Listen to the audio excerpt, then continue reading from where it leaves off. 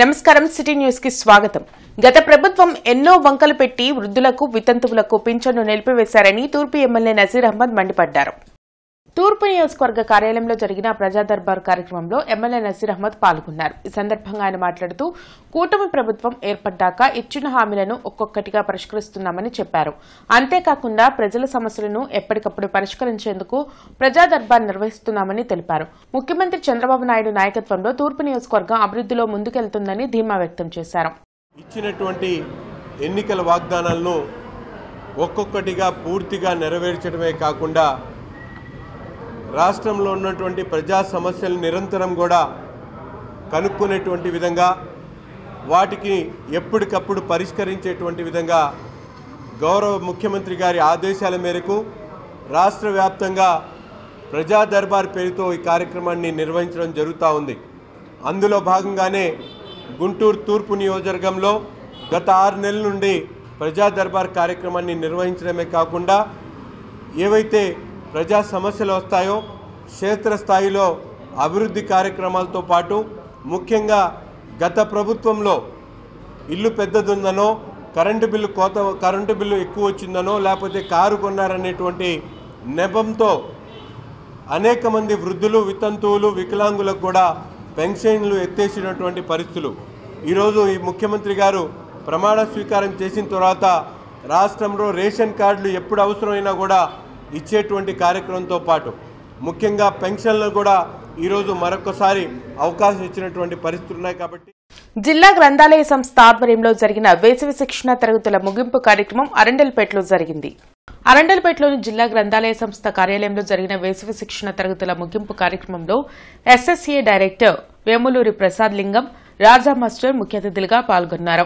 ఈ శిక్షణ తరగతుల్లో ప్రతిభ కనబరిచిన పిల్లలకు ప్రశంసా పత్రం, పుస్తకాలు పంపిణీ చేశారు. ఈ సందర్భంగా రాజా మాస్టర్ మాట్లాడుతూ ఇలాంటి శిక్షణ తరగతుల వలన పిల్లల్లో సృజనాత్మక నైపుణ్యం పెరుగుతుందని అన్నారు.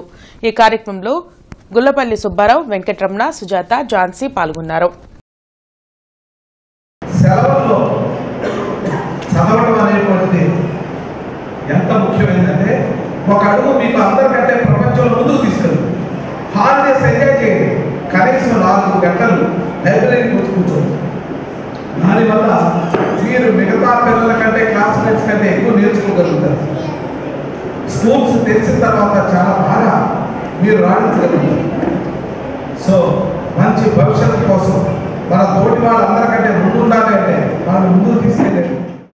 శ్రీ ధైర్యం ఆయుర్వేదిక్ ఐ క్లినిక్ మరియు పంచకర్మ సెంటర్ ప్రైవేట్ లిమిటెడ్ సౌజన్యంతో ఉచిత కంటి వైద్య శిబిరం బ్రాడీపేటలోని హైందవ డెవలప్మెంట్ సొసైటీ కార్యాలయంలో జూన్ 8వ తేదీన జరగనుంది.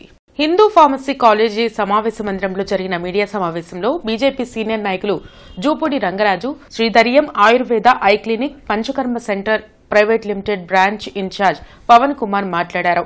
జూన్ 8వ తేదీన బ్రాడీపేటలోని హైందవ డెవలప్మెంట్ సొసైటీ కార్యాలయంలో ఉచిత కంటి వైద్య శిబిరం జరుగుతుందని చెప్పారు. ఈ వైద్య శిబిరంలో కంటితో పాటు కీళ్లవాతం, వెన్నెముక సంబంధించిన సమస్యలు లాంటి పలు రకాల రోగులకు ఉచిత వైద్య పరీక్షలు నిర్వహిస్తామని తెలిపారు. ఈ అవకాశాన్ని గుంటూరు నగర ప్రజలు ఉపయోగించుకోవాలని కోరారు. ఈ కార్యక్రమంలో డాక్టర్ సీతారామయ్య, డాక్టర్ మధుసూదన్ రావు, ఎస్ సాయి కుమార్ తదితరులు పాల్గొన్నారు. గుంటూరు జిల్లా, గుంటూరు పట్టణం, దాంతోపాటు ఇప్పుడుండేటువంటి ఏ బైఫర్కేటెడ్ జిల్లాలు అయితే ఉన్నాయో పాత గుంటూరు జిల్లా వాస్తులందరూ దీన్ని ఉపయోగించుకోవచ్చు. మాకు తెలిసిన సమాచారం ప్రకారం ఇటువంటి మంచి సంస్థ రావడం ఏదైతే ఉందో చాలా ఉచితం అనిపిస్తుంది. మీరు చాలా మంచి కార్యక్రమాలు చేస్తున్నారు. దీన్ని ఉపయోగించుకొని తద్వారా ఆరోగ్యం కుదురు చేసుకోమని చెప్పి చిన్నపిల్లల దగ్గర నుంచి వృద్ధుల దాకా 5 years to up to 85 years 90 years కూడా వాళ్ళు ట్రీట్మెంట్ చేయడానికి సిద్ధంగా ఉన్నారని చెప్పి తెలియజేస్తూ గుంటూరు నగర ప్రజలు ఉపయోగించాలని కోరుతున్నాం. సో ఈ Sridhairyam ayurvedic eye clinic and hospitals ఏంటంటే ఓన్లీ ఐ కాకుండా మేము జనరల్ సమస్యలకు కూడా మేము ట్రీట్మెంట్ అనేది చేస్తున్నాము. సో ఎవ్రీ మంత్ మనము ప్రతి చోట క్యాంప్స్ చేస్తూనే ఉన్నాము. ఇప్పుడు మన తెలంగాణలో చూసుకున్నా కానీ ఆంధ్రలో కానీ ప్రతి చోట మేము క్యాంప్స్ చేయడం స్టార్ట్ చేసాము.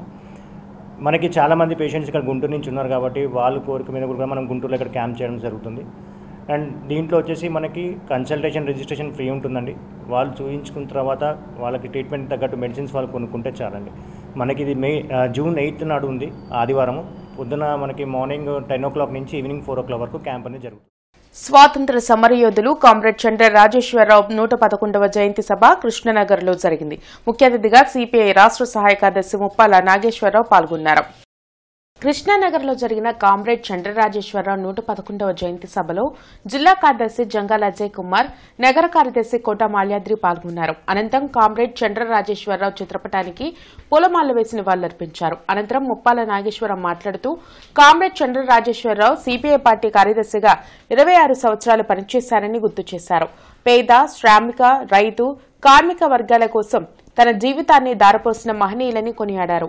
అలాంటి మహనీయుని విగ్రహాన్ని గుంటూరు నగరంలో ఏర్పాటు చేస్తామని చెప్పారు. ఈ కార్యక్రమంలో ఆకిటి అరుణ్ కుమార్, జంగాల చైతన్య, గని తదితరులు పాల్గొన్నారు. 111 సంవత్సరాల నుండి 112వ సంవత్సరంలోకి అడుగుతున్నటువంటి ఈ సందర్భంగా మరి ఉన్నటువంటి చంద్రశేఖర్ పార్కు గుంటూరులో మనం ఈ సభ జరుపుకుంటున్నాం. ఇది ప్రారంభము. వచ్చే సంవత్సరానికి ఇక్కడ ఆయన విగ్రహాన్ని ఖచ్చితంగా ఏర్పాటు చేసే బాధ్యతని తీసుకుంటాం.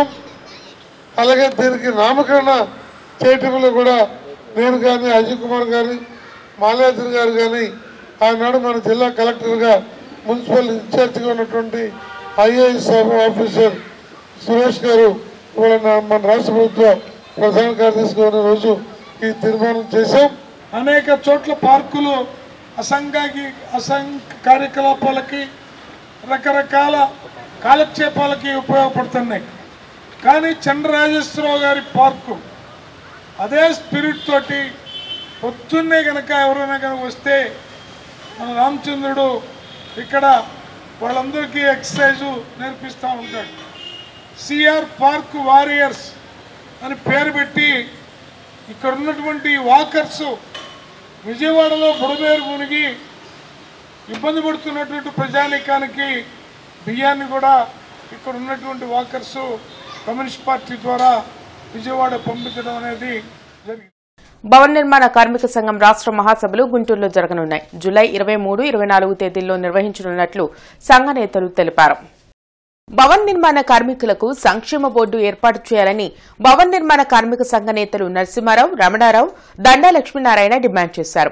జులైలో జరగనున్న మహాసభల్లో పలు అంశాల్లో చర్చించనున్నట్లు వారు తెలిపారు. పాత గుంటూరు సిఐటియు కార్యాలయంలో వారు మీడియాతో మాట్లాడారు.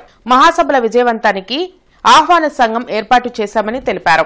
జూలై 23, 24 తారీఖుల్లో గుంటూరు నగరంలో నిర్వహించబోతా ఉన్నాం. గత మహాసభ 2022 నవంబర్ 10, 11 తారీఖుల్లో కృష్ణా జిల్లా గుడివాడలో నిర్వహించాం. ఆ రోజు నుంచి ఈ రోజు వరకు భవన నిర్మాణ కార్మికుల్లో జరిగినటువంటి మంచి ఏమిటి, చెడు ఏమిటి, ప్రభుత్వం అనుసరించిన విధానాల వల్ల భవన నిర్మాణ కార్మికులకి మనబడిన ప్రయోజనం ఏమిటి, జరిగిన నష్టం ఏమిటి అనే అంశాలు రేపు రాబోయేటువంటి 10వ మహాసభలో చర్చించి భవన నిర్మాణ కార్మికుల ప్రయోజనాల కోసం ఎటువంటి కార్యాచరణ రూపొందించుకోవాలో మహాసభలో చర్చించబోతా ఉన్నాం. ఈ మహాసభలకు గుంటూరు జిల్లా ఆతిథ్యం ఇస్తుంది కనుక ముందుగా దాతలందరూ కూడా దీన్ని సహకరించాలని చెప్పి కోరుతున్నాం. మరి భవన నిర్మాణ కార్మికుల సంక్షేమ బోర్డు పునరుద్ధరణ కోసం రాష్ట్రంలో పవన్ కళ్యాణ్ గారు అనేక ఎన్నికల సభలలో భవన నిర్మాణ కార్మికుల సంక్షేమ బోర్డు పునరుద్ధరిస్తాం మేము వచ్చిన తర్వాత అని చెప్పిన సందర్భాలు ఉన్నాయి. తెలుగుదేశం ప్రభుత్వం ఒక అడుగు ముందుకేసి ఎన్నికల మేనిఫెస్టోలో పెట్టాము.